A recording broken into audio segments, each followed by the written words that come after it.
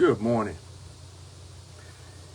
Before I was full-time at the CTA, I protested our terrible working conditions.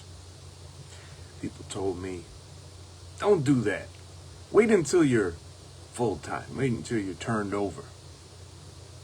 Well, when I became full-time, I protested our terrible working conditions. Some people said, it's not going to make a difference.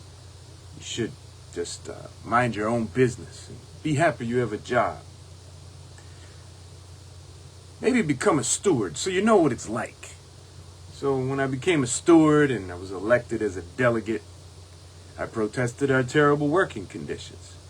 He said, nah, you really don't know. If you really want to change things and you want things to change, you should be you should run for office as elected official.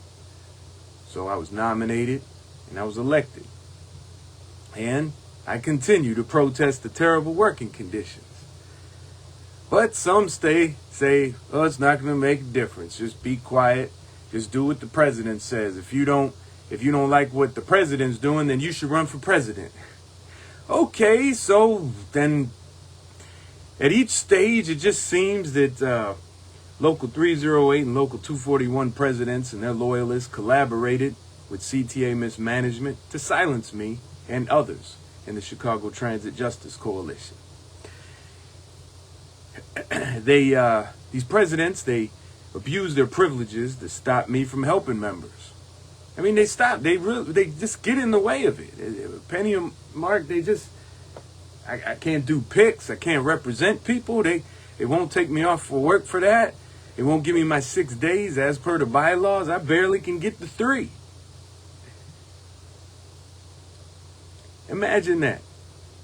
They punish everyone who wants my help. And then they make claims that I don't want to fulfill my duties as an officer. Even President Pennie and Mark and their loyalists, Mike Overstreet, Corey Carr, Maurice Booker, Duane Armour, and many others tried to remove me from office, engaging in an expensive 3-month campaign to punish me for passionately defending a single mother who they sided with the CTA to fire after she was injured. That's what it was all about. Well, it hasn't worked out too well for them. If you elect me as the Local 308 president, the only people at the CTA who will have authority over me will be the members. As I do now, you will have a loyal, unconditional defender and ruthless opponent of our stingy outlaw employer. No, you won't be able to change my approach, whatever the hell that means. You won't be able to choose what clothes I wear. You know, you definitely are not going to have much luck convincing me to establish good relationships with mismanagers. After a year in the trenches on the front line in this battle for our lives, I have seen and survived the brunt of CTA mismanagement's pure evil. From attempted police arrest, assaults, anonymous phone threats, to retaliatory write-ups, just for defending you, as per the Local 308 bylaws, I have proven whose side I'm choosing. So don't waste your time trying to make me into some kind of dopey diplomat or politician. Look, if I don't have haters, I'm failing.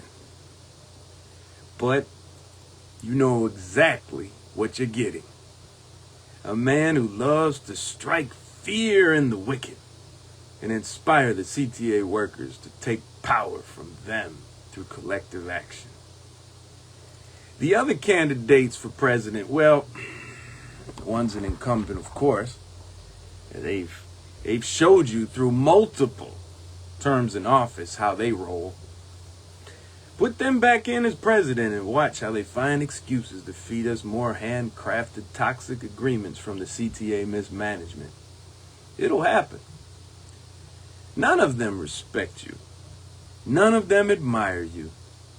None of them have any honor in keeping their word.